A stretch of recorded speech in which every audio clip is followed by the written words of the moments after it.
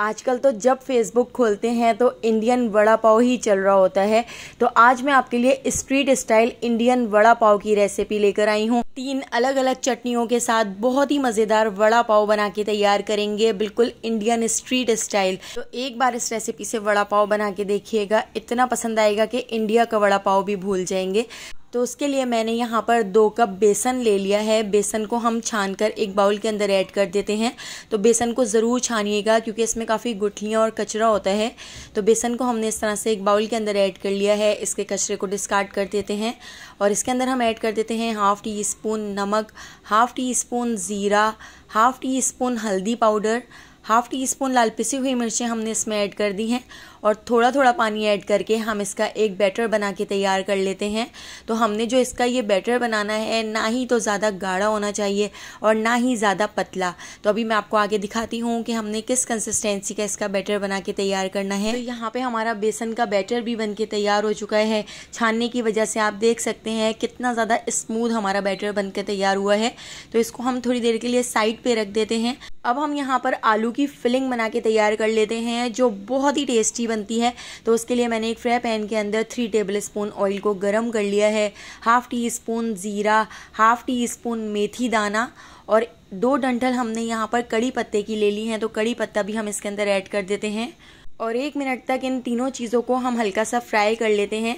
इसके ऊपर हल्का सा गोल्डन सा कलर आ जाएगा तो उसके बाद हम इसके अंदर ऐड कर देते हैं। यहाँ पर मैंने 5 से 6 बारीक कटी हुई हरी मिर्चें ले ली हैं।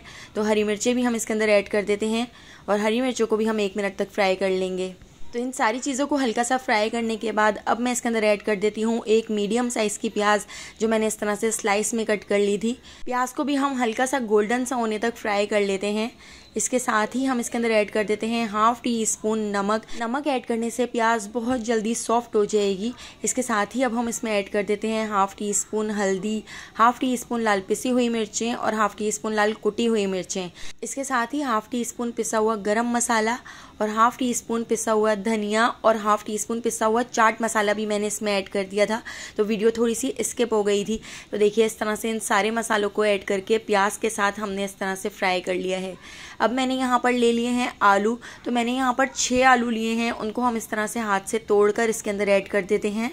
आप पोटैटो मैशर की मदद से भी इसको इस तरह से मैश करके ऐड कर सकते हैं। सारे आलू तोड़कर हमने इस तरह से इसमें ऐड कर दिए हैं और थोड़ा सा इस तरह पोटैटो मैशर से भी हम मैश कर लेते हैं। चमचे से दबा दबा के हम सारे आलूओं को तोड़ लेंगे और इस पूरे मसाले को हम अच्छी तरह से आलूओं के अंदर मिक्स कर लेते हैं। इस मसाले को 10 से 15 मिनट में हल्की हल्की आंच पर पका लूँगी ताकि इसमें बहुत ही सौंधा सौंधा सा टेस्ट आ जाए और आलूओं का कलर हल्का सा गोल्डन सा हो जाए। तो देखिए इस तरह से चमचे से दबाते हुए हमने इसको पका लिया है। तो यहाँ पे हमारी आलू की फिलिंग भी तैयार हो चुकी है और बेसन का घोल भी हमारा बनकर रेडी हो चुका है।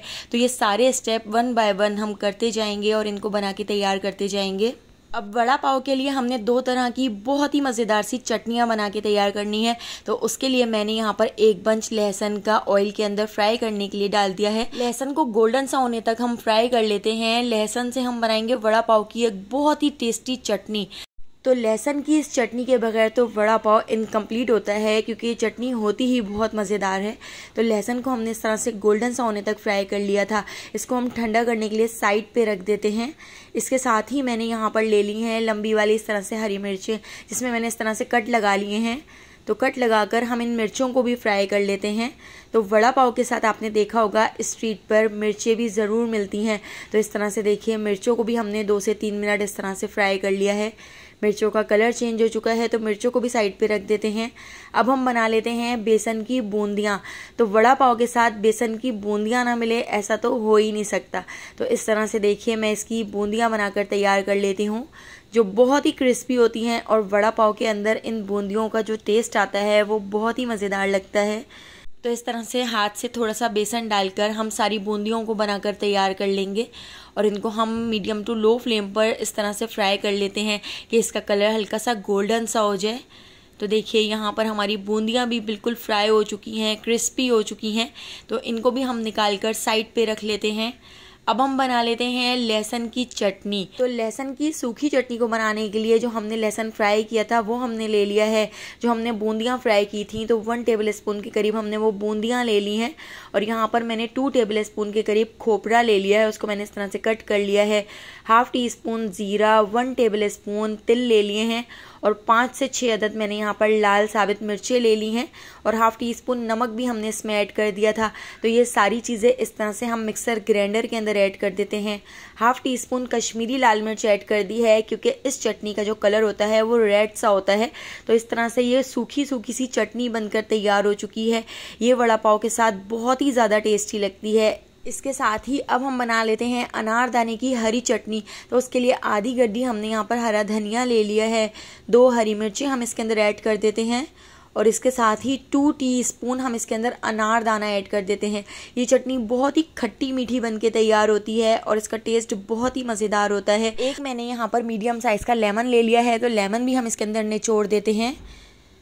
तो दोस्तों यहाँ पर मैं आपको याद दिलाती चलूँ, अगर आपको मेरी रेसिपी अच्छी लग रही है तो लाइक करना बिल्कुल भी मत भूलिएगा और अगर रेसिपी अच्छी नहीं लग रही है तो आप इसको डिसलाइक भी कर सकते हैं। इसके साथ ही मैंने यहाँ पर 4 कलियाँ लहसुन की ले ली हैं, तो लहसुन भी हम इसके अंदर ऐड कर देते हैं और यहाँ पर 2 इंच का अदरक का टुकड़ा हमने इसके अंदर ऐड कर दिया है। बिल्कुल थोड़ा सा पानी ऐड करके हम इसको पीस लेते हैं। इसकी बहुत ही मज़ेदार सी चटनी बना के तैयार कर लेते हैं। तो इन दोनों चटनियों के बगैर वड़ा पाव बिल्कुल इनकम्प्लीट होता है, तो आप एक बार ज़रूर ट्राई करके देखिएगा। और यहाँ पर हमारी आलू की फिलिंग भी ठंडी हो चुकी है। इसकी हम इस तरह से बॉल्स बना लेते हैं। तो हमने ना तो बहुत ज़्यादा बड़े साइज़ की बॉल्स बनानी है और ना ही छोटे साइज़ की। तो इस तरह से देखिए मैंने इसकी बॉल्स सारी बनाकर रेडी कर ली हैं। अब इन बॉल्स को हम फ्राई करेंगे। तो इन बॉल्स को फ्राई करने के लिए हमने जो बेसन की कोटिंग बनाकर तैयार की थी, तो इसी के अंदर हम कोट करके इन बॉल्स को फ्राई कर लेंगे। तो इस तरह से एक एक बॉल्स हम इस तरह डालते जाएंगे और इस तरह इसकी कोटिंग करके हम ऑयल के अंदर डालकर मीडियम टू लो फ्लेम पर हम इसको फ्राई कर लेंगे। तो इस तरह से देखिए सारी बॉल्स हमने बिल्कुल इसी तरह से फ्राई कर ली थी। तो एक बार आप ये वड़ा पाव ज़रूर बना के देखिएगा। इंडिया का वड़ा पाव भी आप भूल जाएंगे, इतना ज़्यादा टेस्टी एक घर का वड़ा पाव बन के तैयार होता है। तो इस तरह से 3-3 4-4 करके हम इन बॉल्स को डालते जाएंगे और फ्राई करते जाएंगे। गोल्डन सा कलर आने तक हम इन बॉल्स को फ्राई कर लेंगे।